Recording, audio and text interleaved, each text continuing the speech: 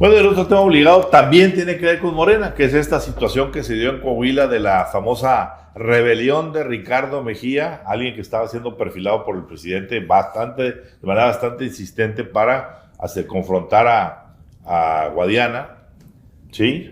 Y pues de una u otra manera, pues, Guadiana fue el ganador de las encuestas. Claro. Mario Delgado terminó diciendo, pues la encuesta es la encuesta, Mejía se rebeló.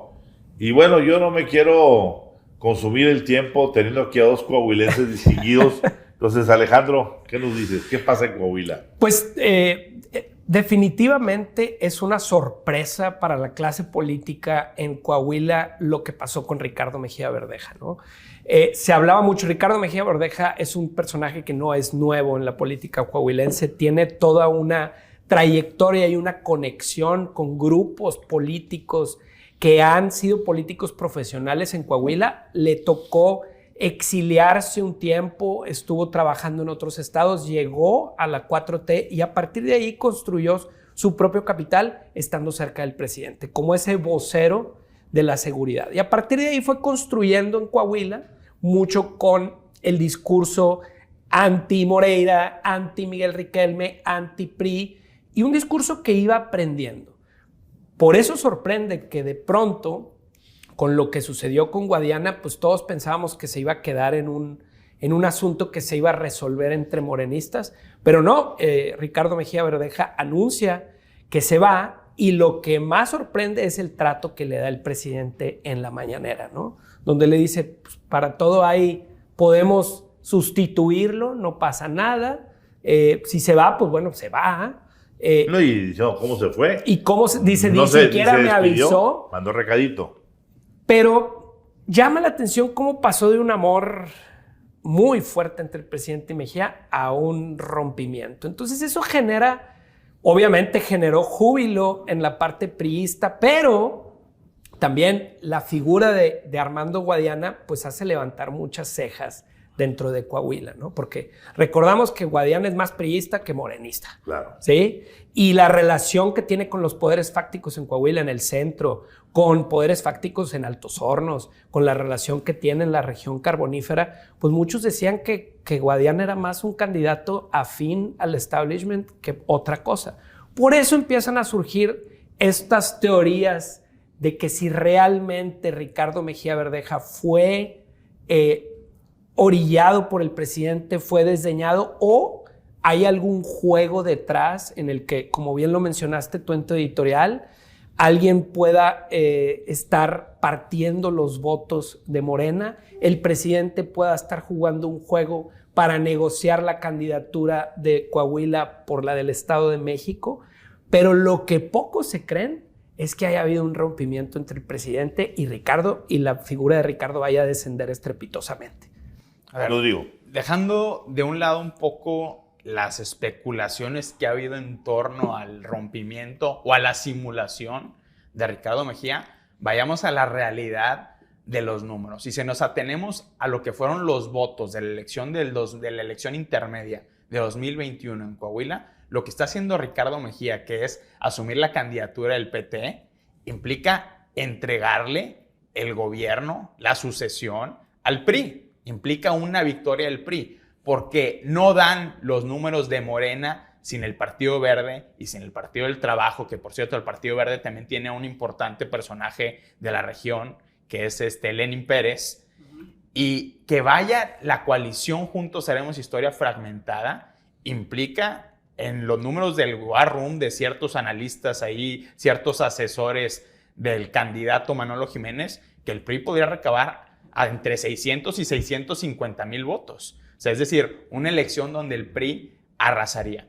Eso por un lado. Pero por otro lado, ¿cuál fue el modus operandi de Ricardo Mejía? Ricardo Mejía juntó a un grupo de patrocinadores externos a Coahuila, porque la operación de Ricardo Mejía en Coahuila pues, es nula, porque él era un personaje que ya operaba en Guerrero, que operaba de la mano de Dante Delgado en Movimiento Ciudadano, pero que no hacía política activamente en las últimas 2 décadas en Coahuila. Y cuando vino a hacer esa política, a intentar hablarle a los repatriados, a los que estaban enojados con los Moreira, a los que estaban enojados con Riquelme, pues realmente se comenta en círculos cercanos que hubo maltrato a figuras y operadores importantes. Es decir, en vez de sumar para sacar al PRI de la gubernatura, lo que hizo fue dividir al movimiento disidente y al movimiento incipiente de Morena en el estado de Coahuila. Ese ha sido el modus operandi y por eso se explica que no haya resultado el personaje Mejía que pocos conocían, que tenía un reconocimiento de nombre bajo, aunque él diga que tenga otros datos,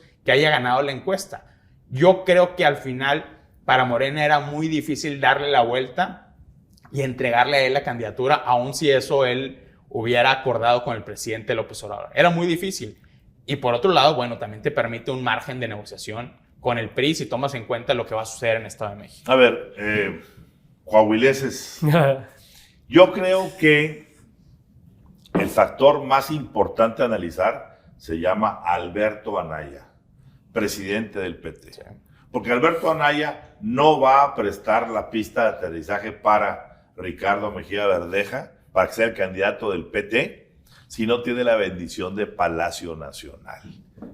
¿Por qué? Porque el presidente con un telefonazo le dice a Beto Anaya, ¿qué estás haciendo? ¿Qué estás haciendo, tonto? Me estás partiendo. No, descuadrando. Aquí hay un servicio de por medio. Y me quiero remontar a el pasado inmediato. San Luis Potosí. Así es. Recordemos que estaba controvertido, que si uno le iba a ser de Morena, el otro también. Finalmente, al candidato disidente, al Mejía de allá, pues lo mandaron por el Partido Verde, otro satélite de Morena. Sí. Controvertido el personaje porque se le hablaban de vinculaciones con el crimen organizado. Con financiamientos muy cuestionados. Con financiamientos y había pasado incluso por la cárcel, etcétera, etcétera. Y finalmente, pues fue el candidato verde y fue el candidato ganador, hoy gobernador, y ese gobernador, pues hoy está estrictamente al servicio de Morena. Así es. Más que del verde. Entonces yo me remonto hacia acá. A ver, yo creo que son válidas las dos teorías que manejaron ustedes. Hay una teoría que está marcando y diciendo el presidente hizo un compromiso, ya tiene pactada para Morena el Estado de México y a cambio de eso va a dejarle al PRI su Coahuila. ¿Verdad? Está bien. Hasta ahí. Y tiene que garantizar que no gane Guadiana. Así es. Entonces va Ricardo como rebelde, divide el voto morenista y como bien lo dijiste ahorita, Manolo, que es sin lugar a dudas el mejor candidato que se tiene hoy en Coahuila, joven, y representa una cara nueva del PRI. Claro, y además con la experiencia por haber sido alcalde de Saltillo, etcétera, etcétera. Bueno, esa es una posición. La otra posición es, cuidado, el señor Guadiana es muy frágil, es muy vulnerable, tiene talones de Aquiles. Sí. Es de los personajes, como bien decías, de la región carbonífera, donde los intereses bailan al son del dinero. Y su relación con Alonso Ancira. Con Ancira, con Bartlett, con todos. O sea, es un personaje controvertido por los negocios que él maneja. Claro. ¿Sí? Claro. Y, pues hombre, mandar, aunque la encuesta lo diga con su popularidad, solo al señor Guadiana a que en su futuro esté todo el futuro de Morena en Coahuila, pues hay que meterle una cuñita porque no vaya a ser. Hay quien dice que lo que se está buscando es que entre Ricardo Mejía como rebelde, que agarre lo que pueda de todo lo que bien dijiste que trae Manolo, que es un super PRI, algo de esa rebeldía se venga para acá, y al final de la historia sea que 2 semanas antes vaya adelante Guadiana o vaya Mejía, se hace una sola candidatura, se declina, se pide que todo el mundo vote por uno o por otro, el que vaya más adelante, y ahí quedó, si fuera el caso. ¿Sí? Lo real es que hoy el gran partido y el gran candidato a derrotar es el PRI de Manolo Jiménez. Claro. La articulación que se ha dado abiertamente de Humberto Moreira, de Riquelme y de todos sus equipos de priistas, pues siguen siendo los mejores operadores tricolores que hay en el país. Eso nadie lo puede poner en tela de duda. Y duda. Rubén Moreira sigue teniendo una influencia enorme en la alianza. En la alianza, exactamente. Así es. Entonces, que el PAN haya también cedido todo y dicho, a ver, Manolo, adelante, sí. ¿verdad? Como cambio de lo que ya dijiste anteriormente. Entonces, yo en lo personal, no compro el Ricardo Mejía rebelde, enojado, natural. Sí. ¿Verdad? Sí. Ahora, otra cosa importante. Sobre todo, Ramón, que el único activo que tiene Ricardo Mejía es su cercanía con el presidente y con la 4T. No tiene otro activo político que ofrecer. Perdón, te voy a agregar uno. Demasiada información. Bueno, a eso voy. ¿Qué tanto puede tener el subsecretario de Seguridad Nacional? A eso voy. Que dicho sea de paso, junto a Rosa Isela, pues este hombre tiene muchísimo más colmillo. Claro. Por tanto, era mayor controlador de la información. Por tanto, sí sabe quién están las cosas fuertes y quién no. Yo creo que él estaba convencido, si fue una rebeldía real, él estaba convencido de que por todo lo que sabía, le iban a dar el paso. Claro. ¿No? Claro. Y dentro del priismo yo he visto esas dos versiones, dentro de algunos priistas coahuilenses, donde decían, Ricardo Mejía puede significar una elección sucia, entre comillas, con revelaciones, filtraciones, documentos y demás. Claro. Pero otros decían, pero Guadiana tiene el ángel que no tiene Mejía a la hora de la campaña. Alejandro, eso puede ser otra vertiente nueva, ¿eh? Ajá. El decir, a ver, Guadiana, no te ensucies tú, no acuses. Deja que Mejía sea el que saque expedientes de los opositores. Y por eso es importantísimo hablar de la acusación de Ricardo Mejía contra Mario Delgado, donde dice, ese señor, presidente nacional de Morena, vendía candidaturas y hace negocios paralelos con las campañas políticas. Como bien lo comenta Ramón, ¿qué sabe el subsecretario de Seguridad Ciudadana de este país con acceso al aparato de inteligencia civil y militar sobre Mario Delgado? Y recordemos dos historias, pero que paradójicamente dos historias que conectan a Mario Delgado con Ricardo Mejía. Número uno, el caso Carmona.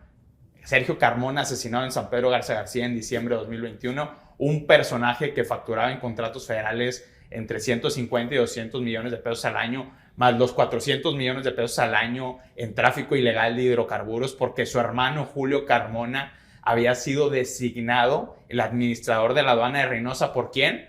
Por Ricardo Peralta Saucedo. Ricardo Peralta Saucedo, quien por cierto estuvo asesorando a Ricardo Mejía Verdeja cuando Ricardo Mejía sentía que iba a ser él el candidato. Entonces sale la acusación de Mejía contra Mario Delgado, contra alguien que era su aliado en la mancuerna con Ricardo Peralta. Y caso número 2, el de Salvador Llamas en Jalisco, este personaje y operador político que John Ackerman dijo era un narco de Vallarta. Un personaje que fue asesinado en Jalisco y que, por cierto, se convirtió en delegado nacional de Morena con el apoyo de Mario Delgado, con la anuencia de Mario Delgado, y que tenía una relación cercanísima también con Ricardo Mejía, con quien incluso aparecían en fotografías juntos cuando militaban los dos en Movimiento Ciudadano. Claro. Es decir, los dos casos de estos operadores y financiadores oscuros, ahora asesinados de Morena, Salvador Llamas y Sergio Carmona, tienen un punto común entre Ricardo Mejía y Mario Delgado. Y no olvidemos algo, Rodrigo, de quién era el jefe original en ese sexenio de Ricardo Mejía. Alfonso Durazo. Así es. Claro. Gobernador de Sonora, sí, pero también hoy un hombre importantísimo y estratégico, presidente del Consejo Nacional de Morena. Y aquí entra otra vez la pauta. ¿Dónde está el corazón de Alfonso Durazo? La presidencia. ¿En algún candidato o en la presidencia? Si es con algún candidato, ¿con qué candidato? Y si es con él, pues aquí vuelve otra vez a entrepiernarse la política local con la política nacional. Sí, claro. Y yo creo que esto va a ser una elección de pronóstico reservado. Pero por eso, Ramón, regresando un poco al punto, es la oportunidad perfecta que tendría Durazo para desplazar a Mario Delgado.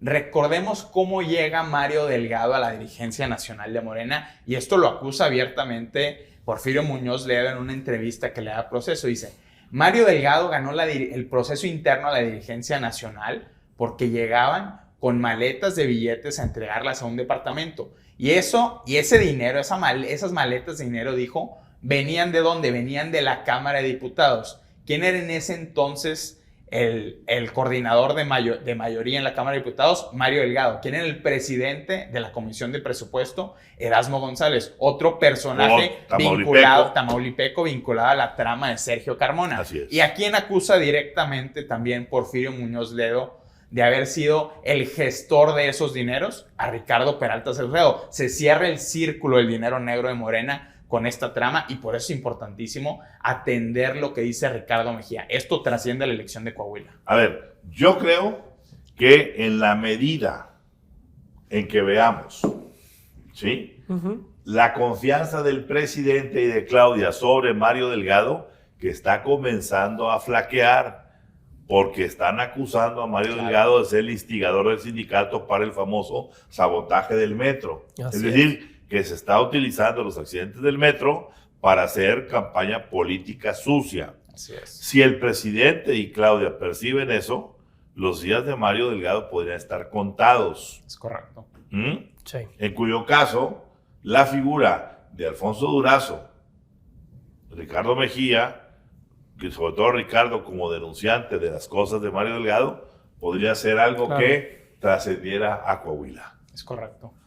Y ya lo comentaremos entonces. Así es. ¿Alguna conclusión, Alejandro? Pues lo que vimos, o como vemos la foto del presidente desdeñando a Ricardo Mejía, pues no parece ser la foto, o al menos vamos a ver si esa foto cambia en el futuro. Perdóname, Alejandro, pero esa foto es muy bonita. Porque trae votantes, trae muchos anti-AMLOs a Mejía. Entonces, de una u otra manera, cualquier candidato anti-AMLO que se vaya con Mejía se lo está quitando a Manolo.